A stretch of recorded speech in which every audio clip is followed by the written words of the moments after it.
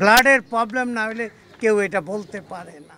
বাংলাদেশ চলচ্চিত্র শিল্পী সমিতির 2024-26 সেশনের নির্বাচন বাতিল চেয়ে সুপ্রিম কোর্টের সংশ্লিষ্ট শাখায় রিট করেছেন পরাজিত সাধারণ সম্পাদক প্রার্থী নাসরিন আক্তার নিপুণ। এবার বিষয়টি নিয়ে সরব হলেন নতুন কমিটির সাধারণ সম্পাদক মনোয়ার হোসেন ডিপজল।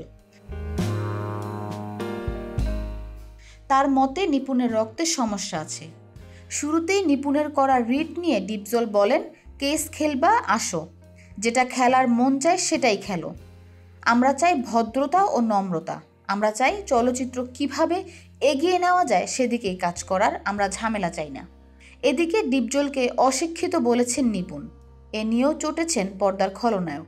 ক্ষুব্ধ ডিপজল বলেন, সে তো বাপকেই অস্বীকার করে, রক্তের সমস্যা না হলে এমন বলতে পারে না। কারণ ও যাকে দিয়ে চলচ্চিত্র চিনেছে তাকেই ভুলে গেছে, অস্বীকার করছে। তিনি আরও বলেন, এইসব নোংরা কাজ করতে করতে আমাদের ফিল্ম ইন্ডাস্ট্রি আজ ধ্বংসের দ্বারপ্রান্তে। এটা আর যেন ধ্বংসের পথে না যায় সেজন্য যে কাজ করা দরকার আমাদের সেটাই করতে হবে। সবাই সুন্দর ও ধৈর্য ধরে কাজ করলে আমাদেরই লাভ।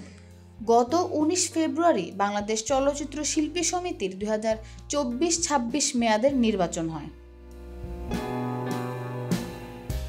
উৎসব মুখর পরিবেশে 570 জনের মধ্যে 475 জন শিল্পী ভোট দেন। 21 সদস্য বিশিষ্ট কমিটি গঠনের এই নির্বাচনে 6 জন স্বতন্ত্র সহ 2টি প্যানেল থেকে 48 প্রার্থী প্রতিদ্বন্দ্বিতা করেন।